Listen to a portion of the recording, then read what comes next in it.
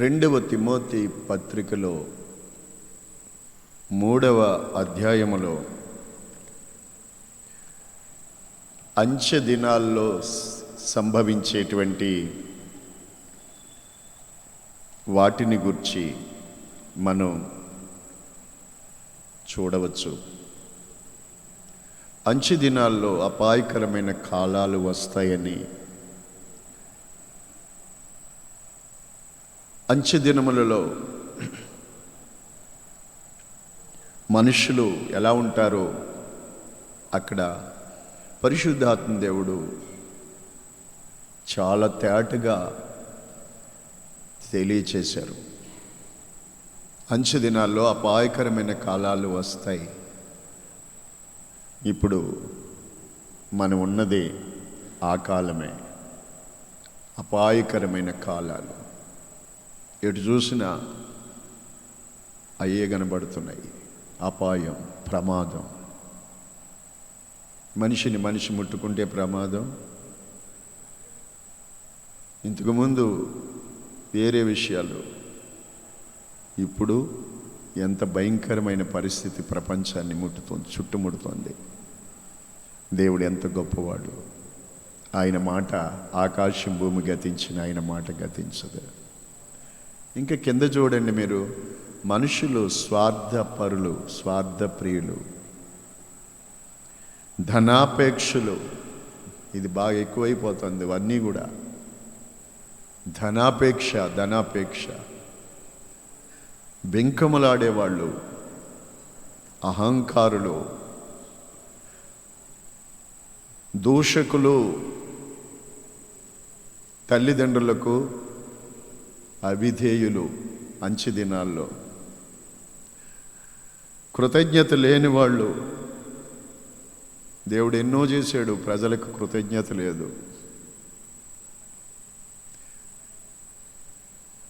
అపవిత్రులు. ఏ విధంగా చూడండి, అపవిత్రతనే జుర్రుకుంటున్నారు, అపవిత్రతనే కోరుకుంటున్నారు, అపవిత్రతలోనే కాలం వెళ్ళబుచ్చుతున్నారు, సమయం వెళ్ళబుచ్చుతున్నారు. అపవిత్రత. ప్రియులారా, ఇలా చూసుకుంటూ వెళ్తే అందులో 4వ వచనములో ద్రోహులు, మూర్ఖులు, గర్వాంధులు దేవుని కంటే సుఖానుభవాన్ని ఎక్కువ ప్రేమిస్తారు అని ఉంది. ఇందులో ఒక మాటి రాత్రి అన్ని విషయాలు మనం చెప్పుకోవడానికి టైం సరిపోదు కనుక క్లుప్తంగా మీకు మూర్ఖులు అనే మాట గురించి ఈ రాత్రి వేళ దేవుని వాక్యాన్ని మీకు కాసేపు వివరించి చెప్తాను. మూర్ఖులు. పరిశుద్ధ గ్రంథంలో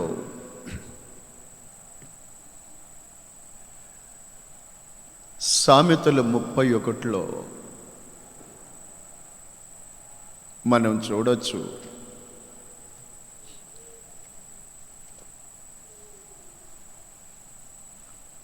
అక్కడ ఏమని 30 సామెతలు 30 అందులో 11, 12, 13 వచనాలు మీరు గమనించండి. శ్రద్ధగా వినండి.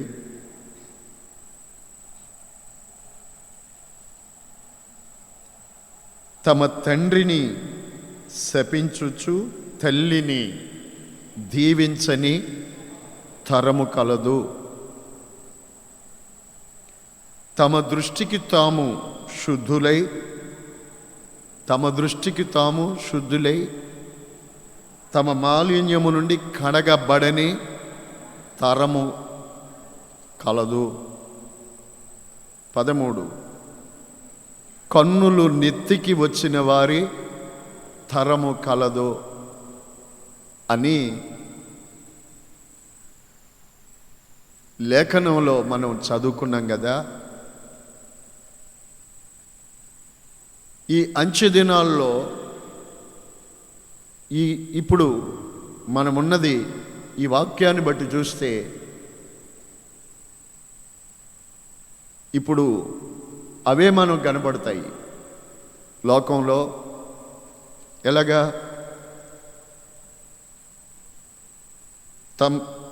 తండ్రిని తల్లిని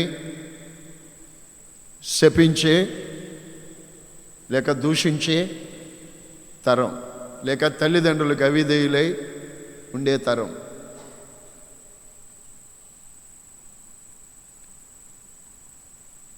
మనం చెప్పుకుంటున్న మనం వింటున్న మాట దేవుని వాక్యం. అది లోకంలో అందులో ఉన్నట్టు ఇందులో ఉన్నట్టు ఉండేది కాదు. ఇది దేవుని మాట.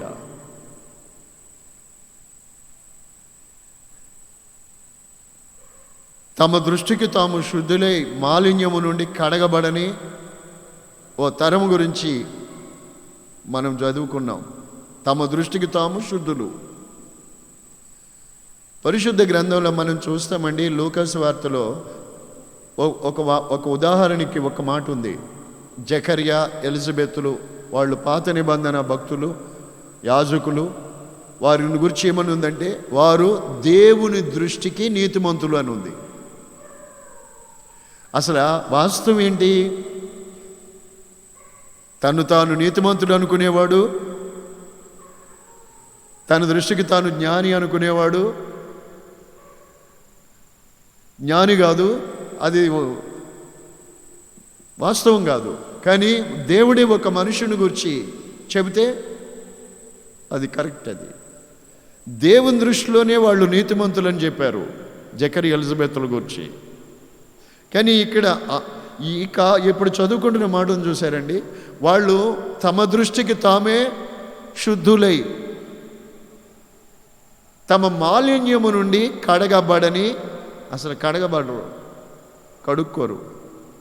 ఏం కడుక్కోక్కర్లేదు, మా దృష్టికి మేము అంతా నీతిమంతులమే అనుకునే తరం అది. ఎంత భయంకరమో చూడండి. నా దృష్టికి నేను నీతిమంతుడు అనుకునే ప్రతి వ్యక్తి ఆడి జీవితంలో ఎప్పుడూ నీతిమంతుడుగా మారలేడు.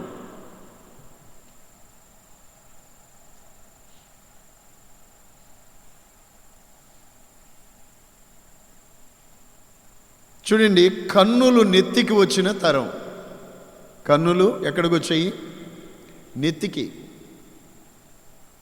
కన్నులు నెత్తికొచ్చిన తరం అంటే గర్వం.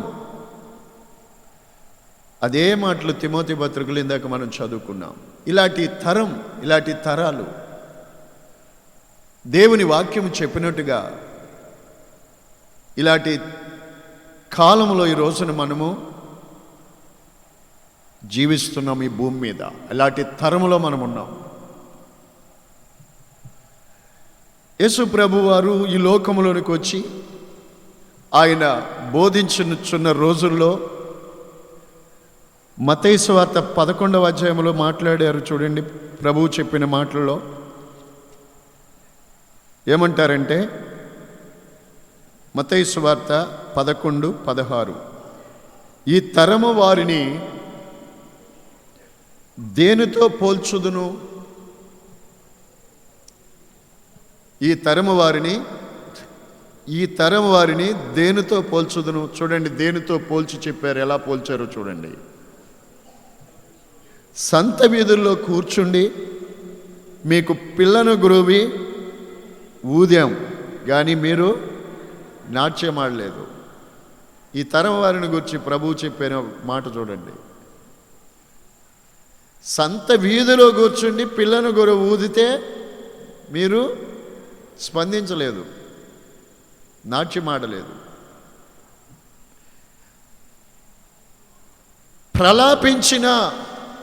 ప్రలాపించితిమి కానీ మీరు రొమ్ము కొట్టుకోలేదు. సాధారణంగా పిల్లన గ్రోవి ఊదితే నాట్యం ఆడతారు. ఎవరైనా ప్రలాపించితే ఆ ప్రలాపాన్ని విని గుండె బాదుకుంటారు. కానీ ఈ తరం ఎలాంటిదంటే అలాంటిది కాదు. యేసయ్యే చెప్పారు ఈ తరం వారిని గురించి.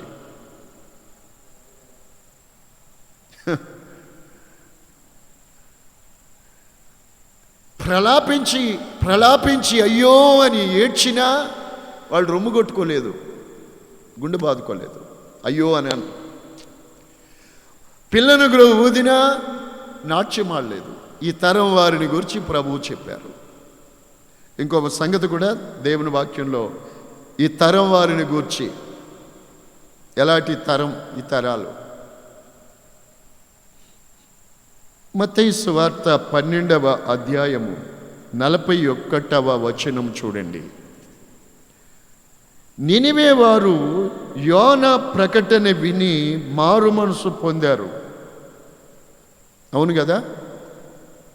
అవును కదా? చెప్పండి ముందు. ఏం చదువుకున్నారు ఇక్కడ?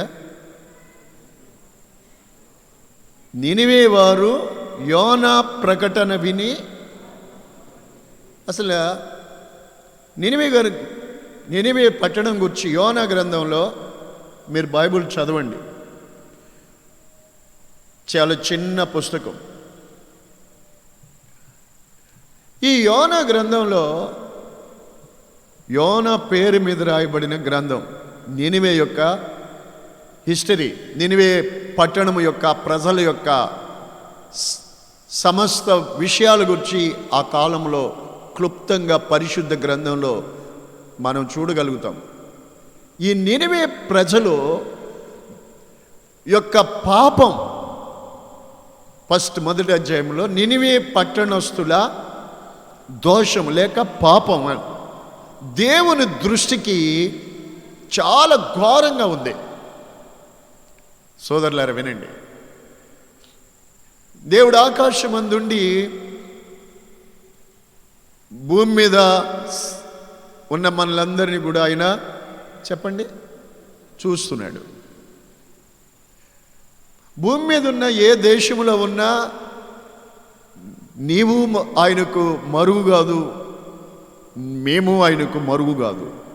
ఎవరు ఆయనకి చెప్పండి, ఆయనకు ఎవరు మనం మరుగు కాదు. దేవుడు చూస్తున్నాడా లేదా? దేవుడు చూస్తున్నాడు. ఈ భయం, ఈ మాట ప్రతి ఒక్కరికి గుండెల్లో ఉంటే నీ బ్రతుకు బంగారంగా ఉంటుంది. నేను ఎప్పుడు చెప్తానన్నమాట. ఎప్పుడు దేవుడు చూస్తున్నాడు అనే మాటని గుర్తుపెట్టుకోవాలి, మర్చిపోకూడదు. నువ్వు ఎక్కడున్న దేవుడు చూస్తున్నాడు. ఎవరు చూడకపోవచ్చు, నిన్నెవరూ చూడకపోవచ్చు, కానీ దేవుడు చూస్తున్నాడు. నువ్వు చేసేదేంటో దేవుడు చూస్తున్నాడు. కనుక దేవుడు చెప్తున్నాడు ప్రవక్తతో, నినివే పట్టణస్తుల యొక్క దోషం నా దృష్టికి చాలా ఘోరంగా ఉంది. గనుక నీవు ఆ పట్టణానికి వెళ్ళి ఇక వాళ్ళకి దుర్గతి కలుగుతుందని చెప్పు అన్నాడు. దుర్గతి అంటే ఇది ఇప్పుడు లోకానికి ఏ గతి పట్టింది? ఇక దుర్గతి పట్టింది, దుర్గతి రాబోతుంది, మీకు నాశనం రాబోతుందని చెప్పు. ఇక 40 రోజులకి నినివే పట్టణం నాశనం అయిపోద్దని చెప్పన్నాడు. ఇలా చూడండి, దేవుని వాక్యం వినేటప్పుడు శ్రద్ధ వినడం నేర్చుకోండి.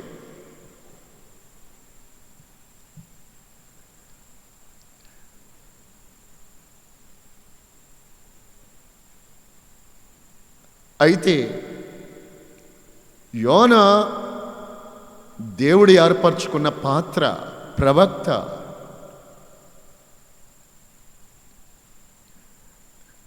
అయితే యోనా దేవుని యొక్క సేవకుడు. అతన్ని మనం ఏం తప్పు పట్టడానికి అంతట సరిపోమను. అతన్ని ఆయన గురించి, ఆ సేవకుడిని గురించి. యోనాని ఏదో మనం అనుకోవడానికి మనం ఎంతటి వాళ్ళం? ఆయన దేవుని ప్రత్యక్షత కలిగినటువంటి గొప్ప ప్రవక్త. దేవుడు అతనితో మాట్లాడుతూ వచ్చారు. అయితే యోనా ఆ దేశం వెళ్ళడానికి భయపడ్డాడు. ఎందుకో తెలుసండి? ఆ పట్టణస్థులు చాలా దుర్మార్గులు. ఆ పట్టణస్తుల మధ్యకి వెళ్తే తన్నేం చేస్తారు అని అనుకున్నారో మరేమో. ఆ పట్టణానికి వెళ్ళడానికి ఇష్టపడలేదు. అతను అంత భయపడ్డాడు ఆ పట్టణంలోకి వెళ్ళడానికి. అయితే దేవుని ఉద్దేశం ఏంటంటే, దేవుడు తాను చేయబోనది తన సేవకులకు ప్రవక్తలకు తెలియపరచకుండా ఏది ఆయన చేయడు. మీరు కావాలంటే చూడండి, ఆదిలో నుండి చూడండి, నోవహు కాడి నుంచి చూడండి. నేను ఇక జలప్రళయం రప్పించబోతున్నాను దేవుడు చెప్పాడు.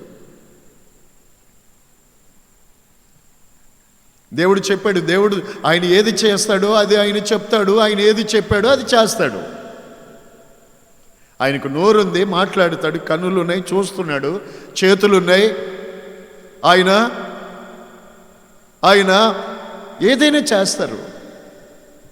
మాట రాని, మాట్లాడలేని మోగవాడు కాదు దేవుడు అని అంటే ఆయన ఏదైనా చేస్తాడు. ఆయన అన్యాయం చేయడు, న్యాయం చేస్తాడు. దయ చూపిస్తాడు, మనసు మార్చుకుంటే క్షమిస్తాడు, కృప చూపుతాడు. ఎంత ప్రేమ ఉంది దేవునికి! కోపించుచునే ఆయన వాత్సల్యం చూపే దేవుడు. ఓ రకంగా చెప్పాలంటే, యోనాని దేవుడు ప్రేమించాడు, నినివే ప్రజల్ని దేవుడు ప్రేమించాడు. పాపం ఎక్కడ అధికంగా ఉంది అక్కడ కృప కూడా అధికంగా ఉంటుంది. అందుకే ఆయన అక్కడికి పంపి వెళ్ళు అని చెప్పాడు. అబ్రాహాముతో కూడా లోతు సొదొమలో ఉన్నప్పుడు సొదొమ ప్రజలు కూడా వ్యభిచారులు, దుర్మార్గంగా ప్రవర్తిస్తున్నారు. ఎంత వ్యభిచార మనసు అంటే, ఆ ఇంటికి దేవదూతలు వస్తే వాళ్ళని మేము కూడాలి అని వచ్చిన వాళ్ళలో వృద్ధులు ఉన్నారు, బాలురు ఉన్నారని తెలుగు బైబిల్లో రాయబడి ఉంది. అంటే ఇంక యవనస్తులు ఎంత డేంజర్గా ఉన్నారు చూడండి. యేసుప్రభు రాకడే దినాలు ఎలా ఉంటాయంటే సొదొమ లోతు దినాలు ఉన్నట్టు ఉంటాయన్నారు. ఈరోజు ప్రపంచం ఎలా ఉందో జ్ఞానం కలిగిన వాళ్ళు ఆలోచన చేయండి. ఈవేళ సెల్ ఫోన్లో వచ్చే ప్రసారాలు కానీ, నెట్ కానీ, ఇంటర్నెట్ కానీ, నేను ఒక ఆయన రాసిన ఒక విషయంలో, ఒక వ్యాసంలో నేను చదివాను. ఈరోజు ఇంటర్నెట్ అనేది ఈ శారీర సంబంధమైన, ఈ అభిలాషలు తుచ్చమైనటువంటి ఈ లైంగిక సంబంధమైన వ్యవహారాలు కాక లేకపోతే ఇంతమంది ఇంటర్నెట్ వాడకం అనేది ఉండదని చెప్పారు. ఈరోజు ఇంటర్నెట్ వాడుతున్నది ఎందుకు తెలుసండి? నాకైతే నెట్ గురించి నాకు తెలుసుకోవాలని పూర్తిగా నేను అనుకోను. దాని గురించి నేను చాలా దూరంగా ఉంటాను. కనీసం నాకు నెట్ ఫోనే నేను వాడను. ఎందుకంటే నీకేదో చేతగా కానీ తెలియగాని కాదు, అవసరం కాదనుకుంటాను అంతే. ఈ రోజుకి నా చేత్తో సెల్ ఫోన్లో నుంచి నాకు పరిచయస్తులు కానీ, దూరాన్ని ఉన్న వాళ్ళకి కానీ, సమీపంలో ఉన్న నా ప్రియమైన విశ్వాసులకు కానీ ఎప్పుడు నేను మెసేజ్ పెట్టడం కూడా నాకు వాళ్ళ చేత కాదు, చేయలేదు. ఒకవేళ ఎప్పుడైనా ఏదైనా పెట్టించానంటే ఎవరి చేతన్నా ఇంపార్టెంట్ అయ్యి సేవకులకు కానీ ఎవరితోనే మాట్లాడాను అట్లా తప్ప. ఈరోజు ఇంటర్నెట్ వాడకం ఇంతగా ప్రజలు కోట్ల మంది వాడుతున్నారంటే నెట్ వల్ల అపవిత్రపరచబడేటువంటి వాటిని అభ్యసిస్తున్నారు. ఎంత భయంకరంగా చెడిపోయిందో చూడండి. దీనికి బట్టి ఈ తరం ఎలాంటిది అని అంటే, తమ మాలిన్యము నుండి కడగబడని సరిగ్గా నెరవేరుతున్న కాలం అది లేఖనాలు. దేవుడు ఏది కూడా ఎప్పుడు కూడా సొదొమ ప్రజల పాపం చూసాడు, ఇలా ఉంది కాబట్టి అక్కడ దేవదూతలను పంపించి అక్కడ విషయాన్ని తెలియపరిచాడు. నేను చేయబోయినది అబ్రహాంకి దాస్తానా, ఇదిగో సొదొమ నాశనం కాబోతుంది, కాలిపోబోతుంది, అందులోంచి తప్పించుకోవడానికి లోతుకి దేవుడు విషయాన్ని చెప్పాడు. కానీ ఆ లోతు కూడా వెళ్ళి ఆ రోజుల్లో వాళ్ళకి చెప్పాడు, కానీ వాళ్ళు వినలే, దుమ్మిగా పడ్డారు. కాసేపు వాళ్ళ కళ్ళు మూసుకుపోయాయి, దేవదూతలు విషయం చెప్పేసి వెళ్ళిపోయారు. ఆ తర్వాత వాళ్ళు ఏమయ్యారు అంటే చెప్పరా? ఆ తర్వాత ఏమయ్యారు చెప్పండి? నాశనమయ్యారు. ఎప్పుడైతే మనిషికి ఈ భయంకరమైన పాపం కళ్ళు కప్పేస్తుందో ఆ తర్వాత ఏమైపోతారంటే నాశనం అయిపోతారు. ఈ రోజున యవనస్తుల జీవితాలు కూడా అలాగే ఉన్నాయి. బాగేనండి, కొన్ని దూరాన్ని ఉన్నవాళ్ళు, బయట ఉన్నవాళ్ళు, ప్రభుని ప్రేమించిన వాళ్ళు వెనకపోతే వాళ్ళకి తెలియక నాశనం అయిపోతున్నారు. వాక్యం వింటున్నారు, మీ జీవితాలు జాగ్రత్త. ఇంక మీకెవరు ఒకవేళ ఇంకెవరు మీకు చెప్పక్కర్లేదు ఇక ఈ మాటలు గాక వినగలిగితే. నా ప్రియమైన దేవుని ప్రజలారు చూడండి, అయితే నినివే పట్టణానికి వచ్చేసరికి ఆ ప్రజలు దుర్మార్గులు అనుకుని ప్రవక్త అక్కడికి వెళ్ళడానికి ఇష్టపడకుండా మరో పట్టణానికి వెళ్ళిపోతున్నాడు. ఎంత అంటే, నన్ను వేసేయండి బాబు, ఇందులోనూ నేను దేవుని సేవకుణ్ణి, నువ్వెవరు అంటే నేను భూమి ఆకాశాలు సృజించిన దేవుని యందు భయభక్తులు గలవాడిని, నన్ను ఇందులో వేసేయండి. ఒక మాట, అందులేసేస్తే అక్కడ చేపను దేవుడు అరేంజ్ చేశాను అని యోనాకేం దేవుడు చెప్పలేదు. Praise the lord. కానీ తనంతటి తాను ఒకవేళ అలా చనిపోవడానికైనా ఒకవేళ తెగించాడేమో, ఇష్టపడ్డాడేమో. అంత భయంకరులు నినివే ప్రజలు, వెళ్ళడానికి ఇష్టపడలేదు యోనా. అయితే దేవుడు ప్రేమించి ఆ తిమింగలం, ఒక పెద్ద చేప అక్కడ యోనా కొరకు నోరు కాచుకుని ఉంది, వచ్చి వాడలో నుండి యోనాను అలా వేగనే గుటక్కని మింగింది, పొట్టలో పెట్టుకుని అది తీసుకెళ్ళి ఒడ్డునికి ఎక్కింది. ఆ యోనా లేచి, ప్రియుల లోకులకి మాట నమ్మడానికి వాళ్ళ జ్ఞానం వాళ్ళ అడ్డమిస్తుంది.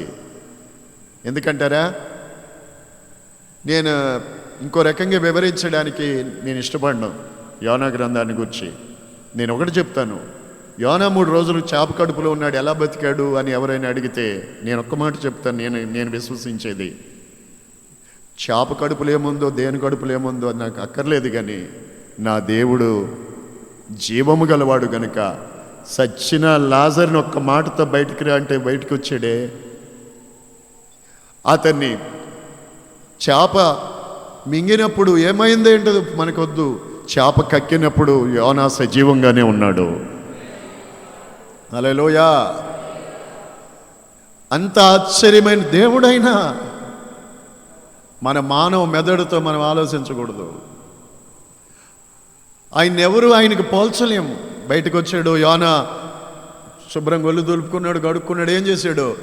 ఆ పట్టణస్తుల మధ్యకి వెళ్ళాడు, ఇదిగో ఇక మీకు 40 రోజులకి దుర్గతి కలగబోతుంది అని చెప్పాడు. ప్రియులారా, ఈ మాటలు యోనా గ్రంథం 3వ అధ్యాయంలో ఉంటాయి. ఆ మాటలు యోనా వెళ్ళి చెప్తేనండి, ఆ పట్టణానికి నడిచి వెళ్ళి పట్టణం మధ్యలో నిలబడి చెప్తే, నినివే ప్రజలు అంత దుర్మార్గులు, అంత భయంకరమైన పాపంలో బ్రతికి ఆ ప్రజలు దేవుని మాటిని వాళ్ళు మారు మనసు పొందారు. వాళ్ళు తమ దుర్మార్గాలన్నీ, చెప్పండి, వాక్యం చదివానన్న వాళ్ళు చెప్పండి, తమ చెడు నడవడులు మానుకొన్నారట. ఏం చేశారండి?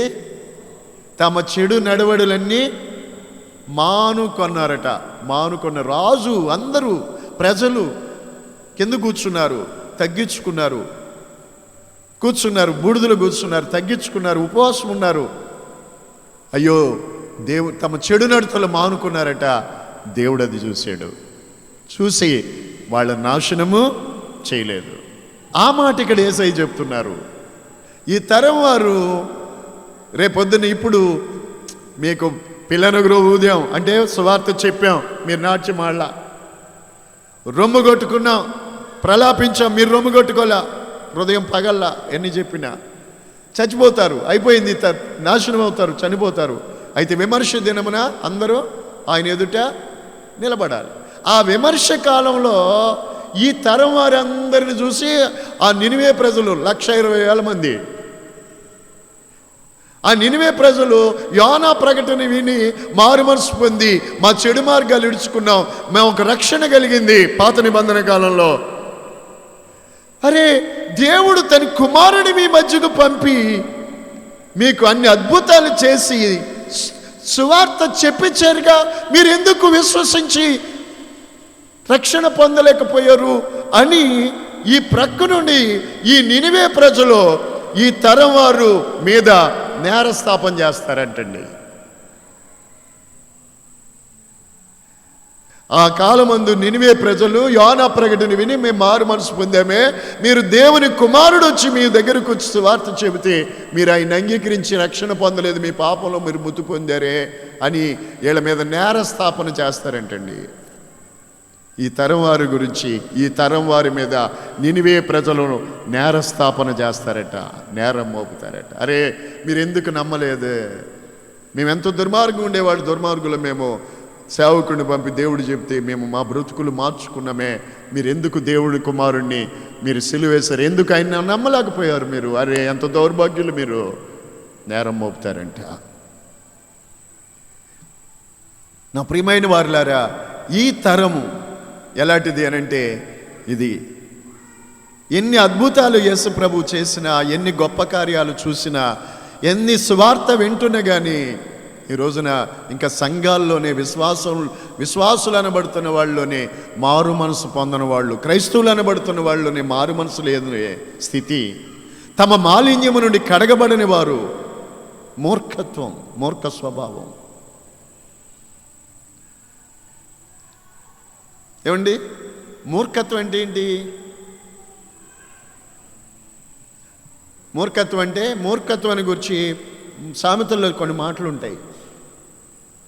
రోట్లో గోధుమలు వేసి దంచితే పొట్టుపోద్దట, కానీ మూర్ఖుడిని రోకటేసి దంచినా వాడి మూర్ఖత పోదట. మూర్ఖత. తర్వాత సామెతల్లోనే ఉంటుంది, మూర్ఖునికి, వింటున్నారా చాలా జాగ్రత్త, మూర్ఖునికి జ్ఞానము అందదట. ఎవరికి? మూర్ఖుడికి. నేను చెప్పనా, అసలు ఎలాంటి తెలివి తక్కువడికైనా, ఎంత జ్ఞానం లేనోడికైనా చెబితే అర్థమవుద్ది, కానీ మూర్ఖత్వంతో ఉండే మనిషికి అది యాక్సెప్ట్ చేయడు. అది స్వభావం. అది మూర్ఖుడికి జ్ఞానము అందదు.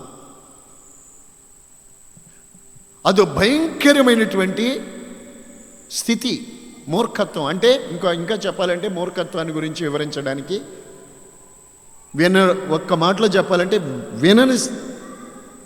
వినని స్థితి. నాకు తెలుసు,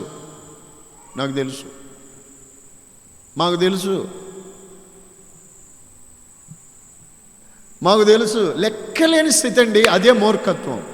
నేను చెబుతున్నాను, అంచె దినాలలో నా దేవుని వాక్యాన్ని చెబుతున్నాను, అంచె దినాలలో మనుషులు మూర్ఖులు. ఈరోజు ఎంత వాక్యం వింటున్నారు మీరు? వాక్యానికి లోబడుతున్నారా?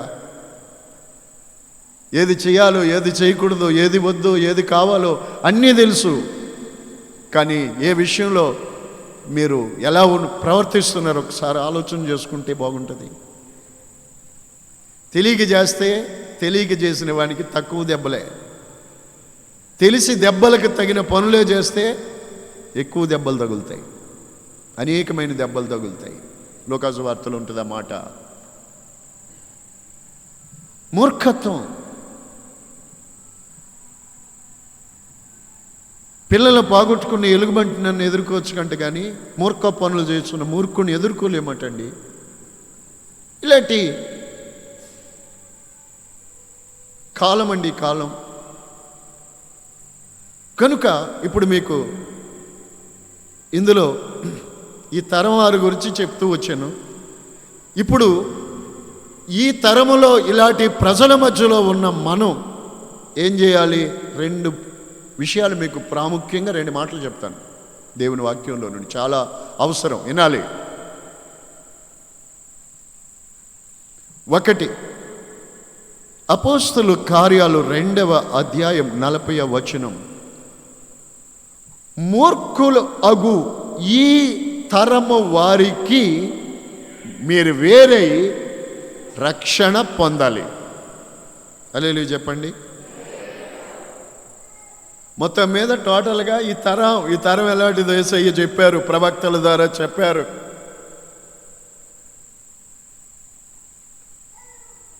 ఇలాంటి మూర్ఖులైన ఈ తరం వారికి మీరేమవ్వాలి అంటే వేరయ్యే రక్షణ పొందాలి. మూర్ఖులకి ఈ తరం వారితో కలిసిపోకూడదు. మూర్ఖులకి ఈ తరం వారితో వారిలాగా మీరు ఏకమైపోకూడదు. కన్నులకు నెత్తుకొచ్చిన ఈ తరం, తల్లిదండ్రులను దూషించే తరం, తల్లిదండ్రులకు అవిధేయులయ్యే తరము. ఎంతోమంది బాధపడుతున్నారు ఈ రోజున పిల్లలను కనుక్కొని, బిడ్డలను కనుక్కొని. బిడ్డల వల్ల అది లేదు ఇది లేదనే బాధ లేదయ్యా.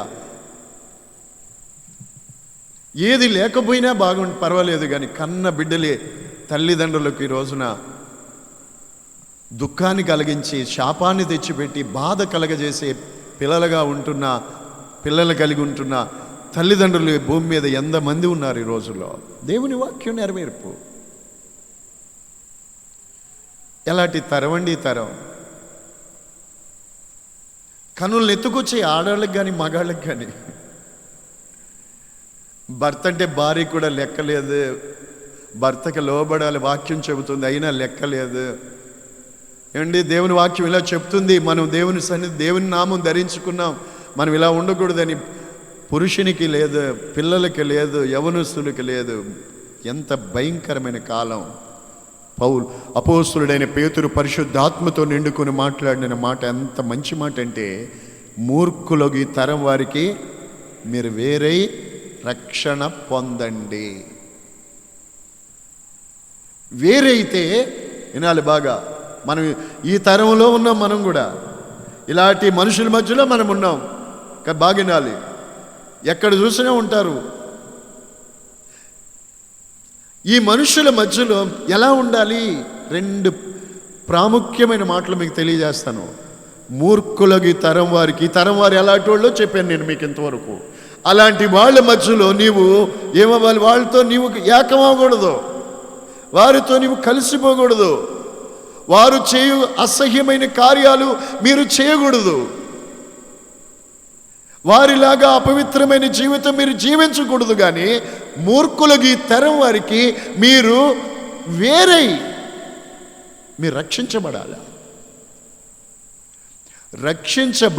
రక్షించబడడానికి మొదటి మెట్టు ఏంటంటే మీరు వేరుపరచబడటం అనేది జరగాలి.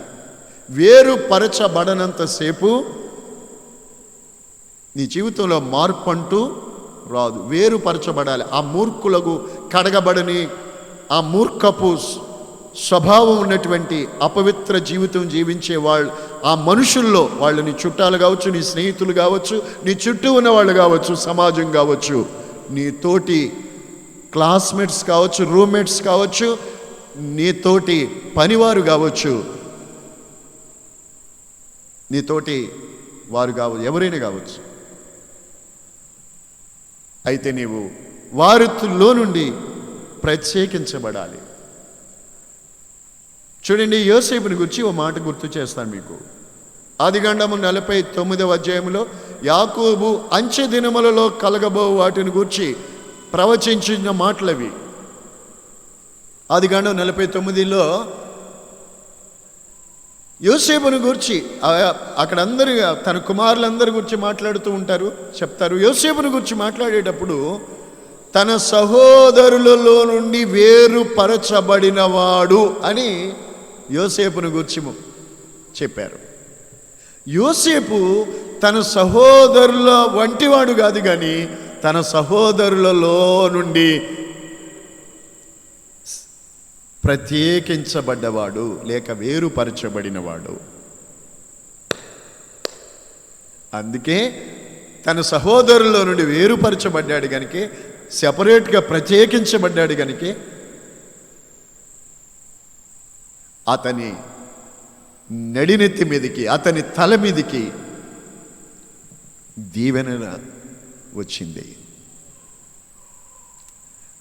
పొదలో ఉన్న వాని కటాక్షం యోసేపు మీ తల మీదకి వచ్చింది. నా ప్రియులరా, రాత్రి దేవుని వాక్యం జాగ్రత్తగా ఆలకించండి. మీరేమై ఉన్నారో, ఎలా ఉన్నారో ఒకసారి గమనించండి, గమనించుకోండి.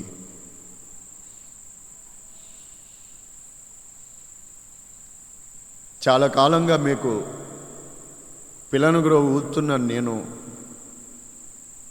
బోర ఊదుతున్నాం, సువార్త ప్రకటిస్తున్నాము, చెబుతున్నాం. మీకు చెప్పవలసిన విషయాలన్నీ దేవుడు చెప్పిస్తున్నాడు. స్పందిస్తున్నారా? ఆ సువార్తలో, దేవుని వాక్యం, ఆ సునాదములో సంతోషిస్తున్నారా?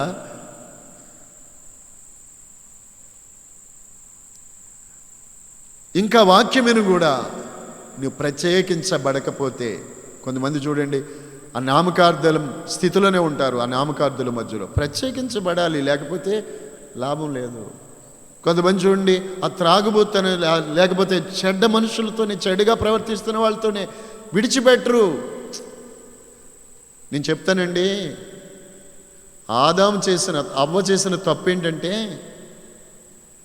చూడండి ఈ చెట్టు ఫలం మీరు తినొద్దు అన్నారు, కానీ సాతానుగాడు చేసింది ఏంటంటే ఆ ఫలాలే చూపించాడు. నువ్వు తినకూడదని దేవుడు చెప్పినప్పుడు దాని వైపు చూడకూడదు కదా. కొంతమంది ఏమనుకుంటారు, చూస్తే తప్పేంటి అనుకుంటారు. కంటి రంధ్రము ద్వారానే అది చాలా, ఆ చూపుల్లో ద్వారానే చాలా మనిషిలో చాలా ఆలోచనలు వస్తాయి. అందుకే నీ కన్ను ఎప్పుడూ తేటగా ఉండాలి. కన్ను చెడిపోతే దేహం అంతా చెడిపోద్ది.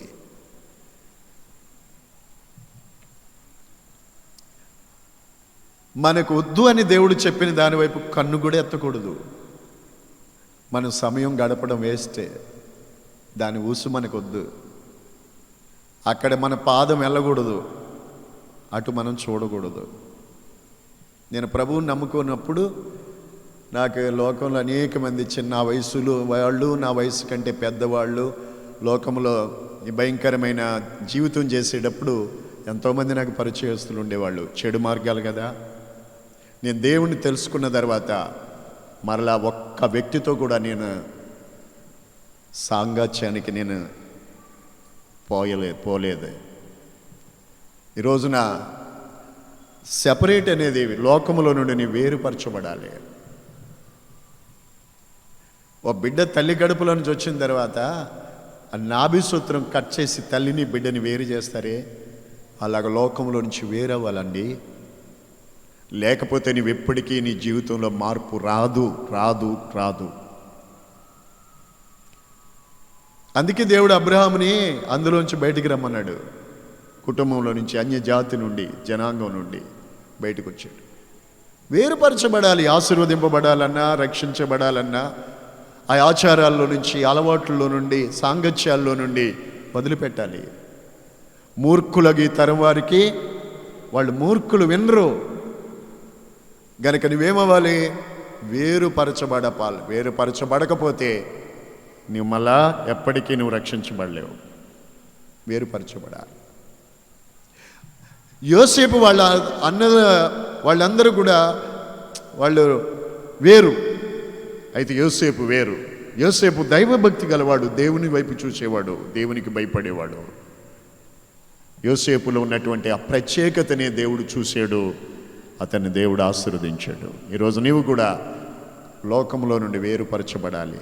మూర్ఖులకి తరం వారికి అన్ని విషయాల్లోనూ వేరవ్వాలి. అన్ని విషయాలు అనగా దాని అర్థం ఏంటంటే, వారు చేయు అసహ్యమైన క్రియలు మనం చేయకూడదు. కొంతమంది ఎప్పుడు చూడండి అసలు మనం ఏంటి, మనం ఏం వింటున్నాము, మనం ఎవరము అనేది కొందరికి ఆలోచన ఉండదు. వింటే దేవుని వాక్యం సరిగ్గా వినాలి, బాగుంటుంది, మీకు ప్రయోజనం ఉంటుంది. గ్రహించండి. ఎజ్రా గ్రంథంలో 9వ అధ్యాయం 1 నుండి కొంచెం మీరు చదువుకుంటే, పరిశుద్ధ సంతతిగా ఉండవలసిన ఆ ప్రజలు అన్య జాతుల వారైన ఆ ప్రజలతో కలిసిపోయారట. ఎజ్రా గ్రంథం 9వ అధ్యాయము మీరు చదువుకోండి. అన్య జనులతో కలిసిపోయారటండి. కలిసిపోయారు, వింటున్నారా? కలిసిపోయారు. వాళ్ళు వీళ్ళు కలిసిపోయారు. వారు చేయు అసహ్యమైన పనులు తామే చేయొచ్చు, తమను తాము వేరు పరుచుకోలేదటండి. అందుకే ఆ కాలంలో వారు ఇజ్రాయేలు ప్రజలు భయంకరమైనటువంటి శిక్షకు గురయ్యారు. భయంకరమైన శిక్షకు గురయ్యారు.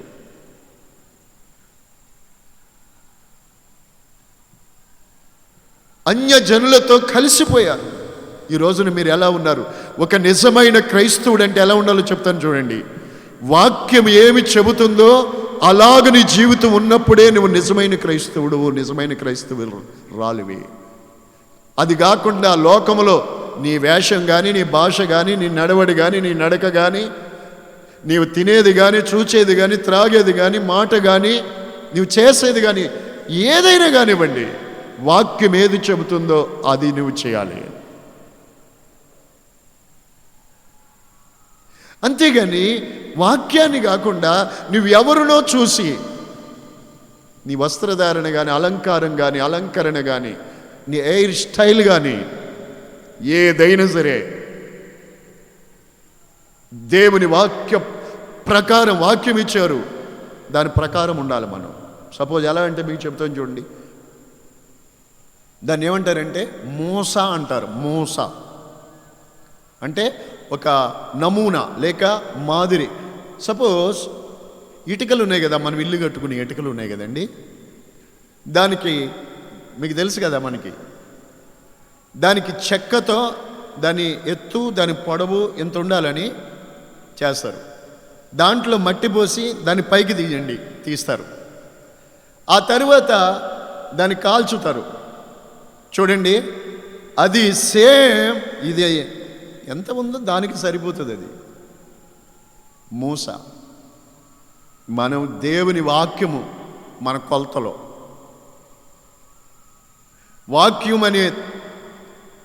వాక్యమే మన తూనిక, వాక్యమే మన కొలమానం, వాక్యమే మనకు ప్రమాణం. పొరపాటును కూడా నేనైనా సరే ఎంత పెద్ద సేవకులు అనవచ్చు, చిన్నోళ్ళు అవ్వచ్చు, అది వద్దు, చూడకూడదు. వాక్యం చూడు, దేవుని వాక్యాన్ని చూడండి. వాక్యాన్ని బట్టి మనల్ని చూసుకోవాలి. వాక్యం ఏం చెబుతుంది అలా చెయ్యి. లోకంలో ఎవరో ఏదో చేస్తున్నారని మాత్రం చేయొద్దు. Praise the lord. హల్లెలూయా. మీరు క్రైస్తవులే కదా అని అనుకోవడానికి లేదు. ఈవేళ సాతానుగాడు కూడా మీరు వెలుగుదూత వేషం వేసుకుని సాతాను పరిచారకులు కూడా భూమి మీద ఎంతో క్రియ చేస్తున్నాడు సాతానుగాడు. వీళ్ళు సేవకులే కదా అని అనుకుంటే మోసపోతాం, జాగ్రత్తగా ఉండాలా. ప్రతి ఉపదేశాన్ని, ప్రతి బోధన మనం నమ్మడానికి వెళ్ళేదండి. ఇప్పుడు భయంకరమైన కాలం ఇది. అపోస్తులు బోధించిన ఉపదేశాలు, యేసుక్రీస్తు మనకిచ్చిన ఉపదేశం, నా మాటలు విని వాటి చొప్పున చేయు ప్రతివాడు బండ మీద తన ఇల్లు కట్టుకున్న బుద్ధిమంతుని పోలుంటాడు. ఇప్పుడు వింటున్న వర్తమాన ఉపదేశం నీ వదిలేసుకుంటే రేపు ఏడుస్తావు, గుండు కొట్టుకుంటావు, సిగ్గుపడతావు. ప్రభు రాకడ త్వరగా వచ్చేస్తుంది కనుక ఇప్పుడు నువ్వేం చేయాలో తెలుసా? వేరుపడు త్వరగా. లోకంలోంచి వేరుపడ్డావు, నీ జీవితాన్ని ప్రత్యేకపరచుకో, వేరుపరచుకో. వాక్యానుసారంగా నువ్వు జీవితాన్ని జీవించు. నీ దగ్గర వాక్యానికి విరుద్ధమైంది ఏదున్నా ఇప్పుడే సరి చేసుకోండి. ఏ లోపమున్నా సరి చేసుకోండి. నేను చెబుతున్నాను, నేను చిన్నదే కదా నాకు ఇష్టం, మరి ఏం చేయను అనుకోకూడదు. ఓ పరిశుద్ధుడు లెక్క చెప్పాడు. లోకములో ఏమండి 100లో 1 తీస్తే 99 ఉంటాయి లోకంలో లెక్క. దేనికైనా కానీ 100 కాయల్లో 1 కాయ తీసేయండి, 99 కాయలు ఉంటాయి, పర్వాలేదు. కానీ 100 అనేది 100% సంపూర్ణతకు సూచన. ఆత్మీయంగా మనకు ఉండవలసిన ఆ సంపూర్ణతలో 100లో 1 తక్కువైంది అనుకోండి, ఆత్మీయంగా 99 ఉండవు మన దగ్గర. ఉండవలసిన దాంట్లో ఒకటి లేకపోయినా 0. 100లో 1 కోల్పోయావనుకో, 1 లేకపోయినా మిగిలేది 0. నీలో ఉండవలసిన ఏది లేకపోయినా లోపం, శూన్యం, 0. హల్లెలూయా. చేతులెత్తి మనసారా దేవుని స్తుతించండి. హల్లెలూయా. ప్రార్థన చేసుకున్న 0 మార్కులు వస్తాయి. బైబిల్ చదివిన ఇది ఉండవలసినవే ఒక్కటి లేకపోయినా 0. జాగ్రత్త పడండి నా దేవుని పిల్లలారా. మూర్ఖులకి తరం వారికి వేరై రక్షణ పొందితే నువ్వు యొక్క యోసేపులాగా దేవుని యొక్క ఆశీర్వాదానికి, సింహాసనానికి, నిత్యత్వములో ఉండే ఆశీర్వాదాలు పొందడానికి అది అర్హత అవుతుంది. మూర్ఖులకి తరం వారికి వేరవ్వాలి, కలిసిపోకూడదు, ఎక్కడ కలిసిపోకూడదు. అందుకే ఒక చక్కటి మాట ఎస్తేరు గ్రంథంలో హామాను యూదులకు శత్రువాడు. హామాన్ అంటాడు, చూడండి, రాజా, తమ దేశంలో ఒక జనం ఉన్నారు, ఆ జనం వారి క్రియలు అందరి సకల జనుల విధులకు వేరు. వాళ్ళు సకల జనులకు విధులకు వాళ్ళు విధులు వేరు, డిఫరెంట్. అందరూ తాగుతారు, వాళ్ళు తాగరు. నీచంగా ప్రవర్తిస్తారు, వాళ్ళకి తప్పు కాదు, వాళ్ళు చేయరు. వాడికి అసూయ పెరిగి స్వార్థం వచ్చేసింది. సకల జనుల విధులకు వాళ్ళ విధులు వేరు. ఆ దుర్మార్గపు ఆలోచనతో ఆ యూదుల్ని నాశనం చేద్దాం అనుకుని తన కుటుంబాన్ని నాశనం చేసుకున్నాడు.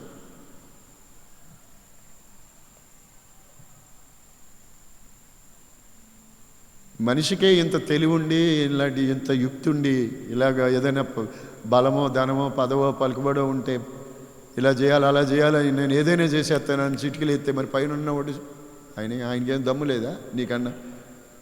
జాగ్రత్త, ఆమాన్ని మర్చిపోవద్దు. స్తోత్రం. ఆమానికి ఏం చేశాడు దేవుడు, అది కూడా మనము గుర్తుపెట్టుకోవాలి. స్తోత్రం చెప్పండి, గట్టిగా చెప్పండి, సరిగ్గా చెప్పండి. దేవునికి స్తోత్రం. సకల జనుల విధులకు వాళ్ళ విధులు వేరు. చాలా అన్ని విషయాల్లోనూ ఆ సెపరేషన్ అనేది పరిశుద్ధులకు ఉండాలా. మీరు దానియేలు గ్రంథాల్లో చదువుకోండి.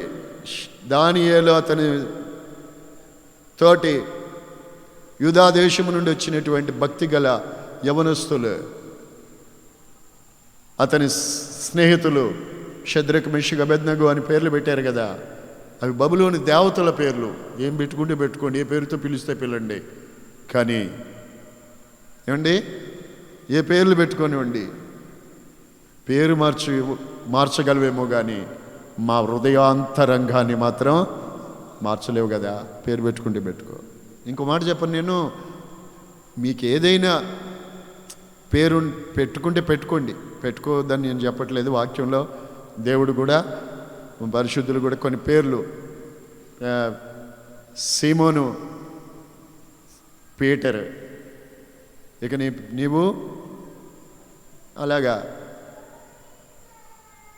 ఇలా కొన్ని పేర్లు కూడా మార్చినా, కానీ పరలోకంలోకి వెళ్ళినప్పుడు దేవుడు మనకి వేరే కొత్త పేరు పెడతాడు. ఇప్పుడు భూమి మీద అబ్రహాం కానించి ప్రభు రాకడ వచ్చే వరకు అబ్రహాం పేర్లు ఎంతమంది పెట్టుకుంటారు చెప్పండి? షారా అని పేరు, మేరీ అని పేరు, యేసుదాస్ అని పేరు, పౌలు అని పేరు, ఏమండి పీటర్ అని పేరు, ఎంతమంది పెట్టుకున్నారు చెప్పండి? పీటరు అంటే ఎంతమంది వస్తారు? లాజరు అంటే ఎంతమంది? డేవిడ్ అని ఎంతమంది ఉంటారు? యేసయ్య కొత్త పేరు పెడతాడు. దాని మీద చెక్కబడిన తెల్లరాయి కొత్త పేరు ఉంటుంది దాని మీద. అది పొందిన వాళ్ళకే తెలుస్తుంది. కొత్త పేరు పెడతాడు. కొడుకులు కూతుళ్ళు అనిపించుకుంటే కంటే ఇంకా శ్రేష్టమైన పేరు దేవుడు మనకు పెడతాడు. స్తోత్రం. హల్లెలూయా. యేసు రక్తం జయం. హల్లెలూయా. మెలకుగా ఉండాలి. స్తోత్రం.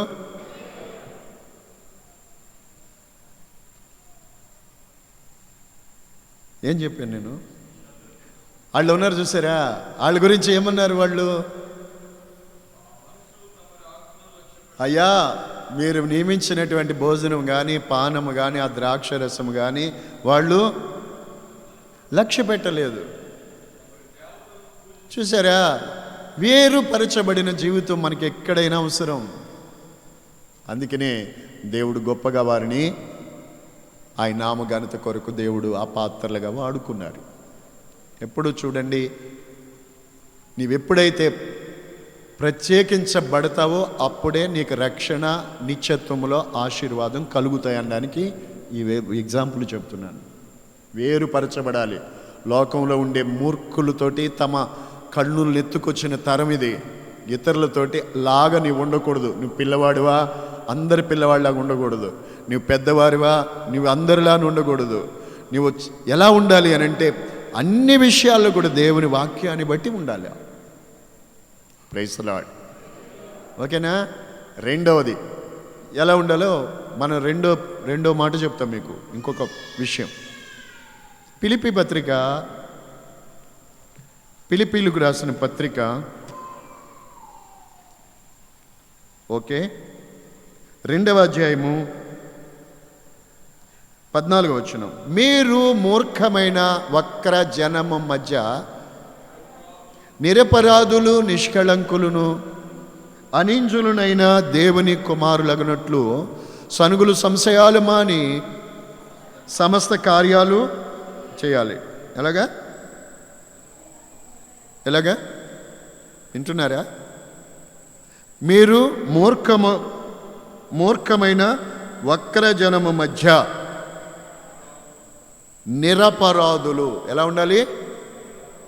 ఒకటి, మూర్ఖులకు ప్రజల్లో నుంచి వేరుగా ఉండాలి, వేరవ్వాలి. వేరే ఎలా ఉండాలి? ఈ మూర్ఖమైన వక్రజనం మధ్య నిరపరాధులు. ఏ అపరాధము, ఏ కళంకము, మీ బైబిల్లో అండర్లైన్ లేకపోతే చేయండి ఆ వాక్యాన్ని. మీరు మూర్ఖమైన వక్ర జనము మధ్య నిరపరాధులు, నిష్కళంకులు, అనింద్యులు. అసలు నింద కూడా పడ్డానికి ఏం లేదు. అనింద్యులు.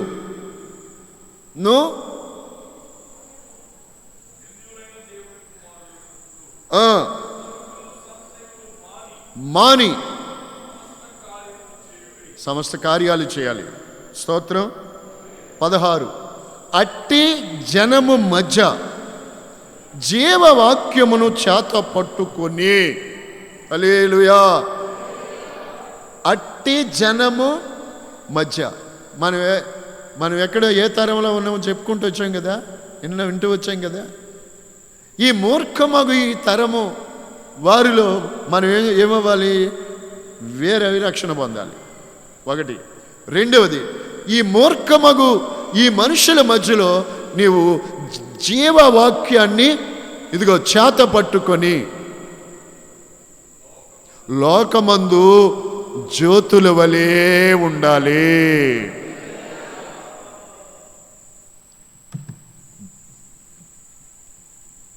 ఇది మనకి ఇవ్వబడిన సందేశం. ఈ కడవరి కాలంలో మనకు ఇవ్వబడిన మాటలు ఇవి.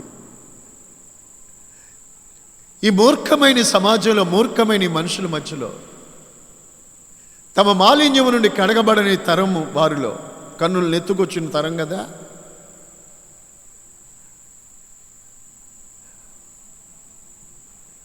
ఇలాంటి మూర్ఖమైన వక్ర జనం మధ్యలో చూడండి, ఎక్కడ చూడండి ఈరోజు నీ తరం ఎలా ఉంది. లోకం యూత్ కానీ ఎలా ఉందండి. రాత్రి 2 గంటలకు వస్తుంటే కూడా, రాత్రి ప్రయాణంలో చూశాను నేను, తెల్లవారుజాము 2 గంటలకి బైకుల మీద, రోడ్ల మీద తిరుగుతూ, డొంకల మధ్యలో, పొదల్లో, చీకటి ప్రదేశాల్లో మోటార్ సైకిల్ ఇలా అడ్డం పెట్టుకుని దారండి వెళ్ళే వాళ్ళు కొంచెం సిగ్గు కొద్దిగా ఉన్నట్టుంది సెన్సార్. బండి అలా అడ్డం పెట్టుకుని మధ్యన ఏదో పెట్టుకుని తింటూ తాగుతూ ఎంజాయ్ చేస్తున్నారు. కుర్రగాళ్ళు, టీనేజ్లో వాళ్ళు. పెద్దవాళ్ళు భ్రష్టులు అయిపోయారు. వాళ్ళని చూసి పిల్లలు చెడిపోయారు. భయంకరం అన్నమాట అండి. ఫోటోలు తీసుకునేవాడు రోడ్డు మీద కూర్చునే తీసుకోవాలండి. రోడ్డు మీద కూర్చుని మనం వెళ్ళే వాళ్ళమే జాగ్రత్తగా వెళ్ళాల్సి వస్తుంది. మీరు కూడా కొంచెం జాగ్రత్తగా ఉండండి. దాన్ని సెల్ఫీ అంటున్నారు కదా మీరు, కొంచెం మీలాంటి వారు. ఈ ఫోటోలు తీసుకుని పోజులు ఇచ్చేవాళ్ళు ఏమండి, ట్రైన్కి పైకే ఎక్కాలా, ఆ పైనది ఉందన్న సంగతి కొంచెం మర్చిపోయినట్టున్నారు. జళ్ళు మన కొట్టేటప్పటికి దుళ్ళు మన పడ్డారు. సెల్ఫీ తీసుకోవడానికండి ఆడపిల్లలు, వయసు వచ్చిన ఆడపిల్లలు జలపాతంలోకి వెళ్ళారు. అక్కడికి వెళ్ళకపోతే ఏమైంది, అక్కడ మధ్యన ఒక రాడు కనపడుతుంది, ఓ తిప్ప, అందు మీదకి వెళ్దామని వెళ్ళారు. ఈ లోపల పైనుంచి ఆ డామ్ ఎత్తాడు, పైకి కొట్టుకుని పోయారు. ఇంకా ఈ జరుగుతున్నాయి చిన్న చిన్నవే, తక్కువే, కానీ మొత్తం కొట్టుకుపోయే రోజు ఒకటి ప్రళయం పెద్దది ఉంది. మూర్ఖత్వం వదులుకోకపోతే ప్రాణాలు పోతున్నాయి. చాలా జాగ్రత్త పడండి. ఈ తరం ఎన్ని చెప్పినా ఏమండి, నా మాటినరా బాబు, నా మాటినరా, నీకు దండం పెడతానని తల్లి అన్న తండ్రి అన్న సేవకులుగా మేము కొన్నిసార్లు మీ చేతులెత్తి చెప్పిన కొన్ని మూర్ఖత్వం, ఎనని పరిస్థితి, జీవితాలు నాశనం చేసుకుని వద్దురా, అలా వెళ్ళొద్దు, ఇలా చేయొద్దు, ఇలా తిరగొద్దు, ఇలా చేయొద్దు, బ్రతుకులు నాశనం చేసుకుంటున్నారు. ఇలాంటి కాలంలో మనం ఎలా ఉండాలి అంటే, వేరే రక్షణ పొందండి. ఇలాంటి మూర్ఖులైన ప్రజల మధ్యలో జీవవాక్యాన్ని చేత పట్టుకొని లోకములో జ్యోతుల్లాగా బ్రతకండి. జీవవాక్యం చేత పట్టుకుని అంటే బైబిల్ పట్టుకునే తిరగమని కాదు. దేవుని వాక్యం నీ హృదయములో ఉంచుకొని ఆ వాక్యముతోటి ప్రకాశించమని. హల్లెలూయా. మూర్ఖులకి తరం వారికి వేరే రక్షణ పొందండి. మూర్ఖులకి తరం వారి మధ్యలో జీవవాక్యాన్ని చేతబట్టుకుని లోకమందు జ్యోతుల్లాగా ఉండండి. నీ జ్యోతి ఎప్పుడు ఆరిపోకూడదు. స్తోత్రం. నీ దీపం ఎప్పుడు నీలో ఉండు వెలుగు చీకటై ఉండకుండా చూసుకుంటూ, ఒత్తి ఏమైనా మసకబారుతుంటే, కొంచెం పైకి మొగ్గ కడుతుంటే, గర్వం వస్తే, మందామతితనం వస్తే, బద్ధకం వస్తుంటే మొగ్గు కడుతుంది, మసకబారుతుంది, కాంతి తక్కువ అవుతుంది. కత్తిరించు, అది కత్తిరించి ఏర్పాటు తీయ. ఒత్తి పైకి ఎగదోసుకుంటూ పైకి తీసుకొస్తూ నూనె పోసుకుంటూ ఆరిపోకుండా చూసుకోవాలి. ఉదయం నుండి సాయంకాలం నుండి ఉదయం వరకు ఆ ప్రదీపము వెలుగుతూనే ఉండాలి. ఆరిపోకూడదు దీపం. నీలో ఉండే వెలుగు ఎప్పుడూ చీకటి అవ్వకూడదు. Praise the lord. ఈ మాటలన్నీ ఈ రాత్రి విన్న నా దేవుని ప్రజలారా, ఈ వాక్యం మీ హృదయంలో ఉంచుకొని భద్రపరుచుకోండి. తద్వారా మీ జీవితాల్లో ఎన్నో ఆశీర్వాదాలు మీరు పొందుకోగలుగుతారు. మీ భూమి మీద మీ జీవితకాలం మహిమకరంగా మార్చబడటమే కాకుండా ప్రభు రాకడలో ఎత్తబడి ప్రభువుతో సదాకాలం ఉండగలుగుతారు. భూమి మీద బ్రతికే బ్రతుకు అది ఎన్ని సంవత్సరాలో తెలియదు.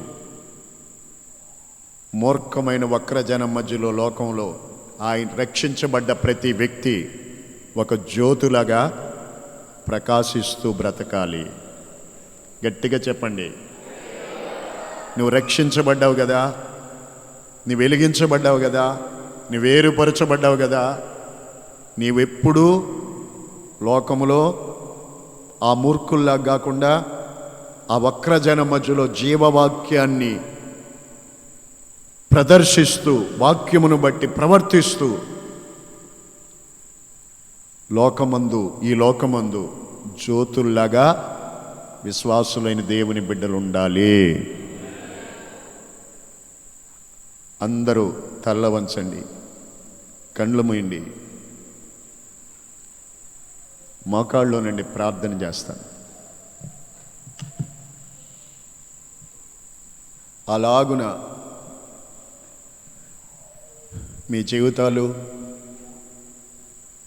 మోకరించాలి, త్వరగా మోకరించాలి. మోకాళ్ళ మీదకి దిగి ప్రార్థన చేసుకోండి. అయ్యే వంగితే వేయండి, మోకాళ్ళు వేయండి. యేసు నామాన్ని గణపరచండి. మీ జీవితం యోసేపు వలె దేవుని యొక్క కటాక్షం మీ మీదకి వచ్చి మీరు ఆశీర్వదింపబడినట్లుగా ఆకాశం వైపు మీ చేతులెత్తి మీ మనస్సులను ఈ రాత్రి దేవుని వాక్యము చేత దర్శించబడ్డ మీరు, ఈ తరం ఎలాంటిదో మనం దేవుడు చెప్పగా మనం విన్నాం. అలాంటి ఈ తరంలో మనం ఉన్నాం. నా ప్రియమైన దేవుని బిడ్డలారా, అలాంటి మూర్ఖతరంలో నుండి మీరు వేరే రక్షణ పొందండి. రక్షించబడ్డ మీరు జీవవాక్యాన్ని చేతపట్టుకుని లోకమందు జ్యోతుల్లాగా మీరు ప్రకాశించండి.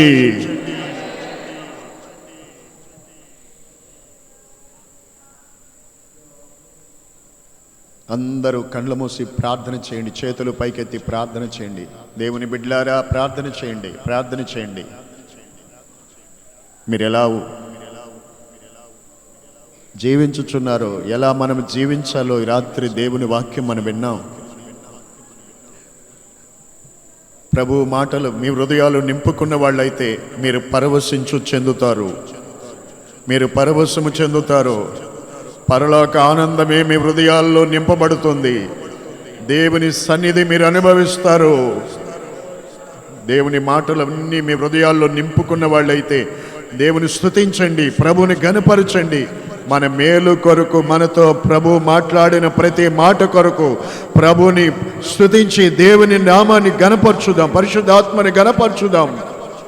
దేవుడిచ్చిన ప్రతి మాట కొరకు దేవుని స్తుతించండి. ప్రభు మనల్ని ప్రేమించి ఈ గొప్ప ధన్యత, ఈ మంచి సమయాన్ని దేవుడు మనకిచ్చాడు. ఈ ఉన్నతమైన ఉపదేశాన్ని దేవుడు మనకు పంపించారు. దేవుని వాక్యాన్ని లక్ష్య పెట్టండి, వాక్యాన్ని త్రోసివేయకండి. మూర్ఖులైతే తోసేసుకుంటారు, మూర్ఖుడికైతే జ్ఞానం అందదు. మూర్ఖుడైతే పిల్లనుగులో ఊదినా నాట్యమాడరు, ప్రలాపించినా రొమ్ము కొట్టుకోలేదు.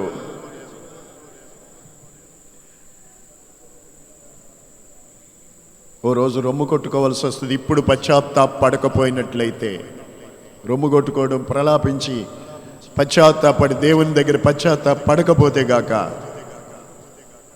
భయంకరమైన ఉగ్రత గురవుతారు కదా. కనుక నా దేవుని బిడ్డలారి, రాత్రి దేవుని వర్తమానం విన్న మీరు సాగిలపడి ప్రభు పాదాల మీద పడి ప్రార్థించండి. మీరు ఎలా ఉన్నారు? ఆ కాలంలో, యజ్రా కాలంలో పరిశుద్ధ సంతతిగా ఉండవలసిన దేవుని ప్రజలు అన్యజనులతో కలిసిపోయినట్టు కలిసిపోయారా? వారు చేస్తున్న అసహ్యమైన కార్యాలు వారు చేసినట్టే ఈ రోజున మీరు జీవిస్తున్నారా? మీరు దేవుని ప్రజలనే సంగతి మర్చిపోయి, పరిశుద్ధ సంతతిగా ఉండవలసిన జనమనే సంగతి మర్చిపోతే, ఎఫ్రాయిం అన్యజనులతో కలిసిపోయారు గనుక ఏమైంది? ఎఫ్రాయిము ఎవరు తెప్పివేయని అప్పం వలె అయిపోయారు. మోకరించి ప్రార్థన చేయండి. పరిశుద్ధుడైన తండ్రి, మీకు స్తోత్రాలు చెల్లిస్తున్నాం. ప్రభువా, నీవు మమ్మల్ని ప్రేమించి మరొక శ్రేష్టమైన తండ్రి నైనా మా ఒక శుభదినాన్ని మా జీవితంలో మీరు మాకు ఇచ్చారయ్యా. తండ్రి మీకు స్తోత్రం. ఇంతవరకు మమ్మల్ని బ్రతికించింది నీ వాక్యమే అయ్యా. ఇంతవరకు మా ప్రభువా మమ్మల్ని నడిపించింది నీ వాక్యమే. దీపమై మమ్మల్ని నడిపించింది అయ్యా. తండ్రి బహుతేటగా ఈ రాత్రి సమయాన మరొక తండ్రి శ్రేష్టమైన నీ వాక్యము చేత మా కన్నులకు తండ్రి నాయన ప్రకాశాన్ని కలగజేసే సంగతులు మీరు బోధించినందుకు స్తోత్రం చెల్లిస్తున్నాం ప్రభా. ఈ వర్తమానం దేవా ఎంతమందిని బిడ్డలు వాక్యం వింటూ వచ్చారో వారందరిలో కూడా ఈ రాత్రి వారి జీవితాల్లో మీరు అద్భుతాలు చేయండి, ఆత్మకార్యాలు చేయండి ప్రభా. వేరుపరచబడే జీవితము కలగ చేయండి, రక్షించబట్టకు కృప చూపండి, పరిశుద్ధాత్మతో నింపండి ప్రభా. పరిశుద్ధ జీవితము చేయుటకు కృప దయచేయండి. మూర్ఖులకి తరం వారి మధ్యలో జీవవాక్యాన్ని చేతబట్టుకొని ఈ వక్ర జన మధ్య లోకమలే జ్యోతుల వలె ప్రకాశించున్నట్లు ఒక్కొక్కరిని ఆత్మతో నింపండి ప్రభువానికి స్తోత్రం స్తోత్రం స్తోత్రం స్తోత్రం. ప్రతి ఒక్కరి మీద నీ ఆత్మ కుమ్మరించండి, నీ అభిషేకముతో నింపండి. వారి ప్రాణాత్మ దేహాలను ఉజ్జీవపరచండి, బలపరచండి, సరిచేయండి. నీ నిత్య మహిమకు రాకడికి సిద్ధపరచండి. భూమి మీద మేము బ్రతికే బ్రతుకు అయ్యా మా చుట్టూ ఉన్న అనేక మంది జీవితాలకు ఆశీర్వాదకరంగా మాదిరిగా ఉండినట్లు ప్రభా నీ ఆత్మాభిషేకముతో నింపి ప్రకాశింపచేయండి. మీకే స్తోత్రము తండ్రి, మీకే సమస్త మహిమ చెల్లిస్తున్నాం. ఇప్పుడు వచ్చిన దూరానున్న నీ బిడ్డలందరినీ కూడా మీ కృపావాక్యమునకు అప్పగిస్తున్నాను. ఆశీర్వదించండి. యేసయ్య పరిశుద్ధ నామములో ప్రార్థించి వేడుకుంటున్నాను తండ్రి, ఆమేన్. మన ప్రభు అయిన యేసుక్రీస్తు వారి కృప, పరమ తండ్రి అయిన దేవుని దయ, పరిశుద్ధాత్మని యొక్క అన్యోన్య సహవాసము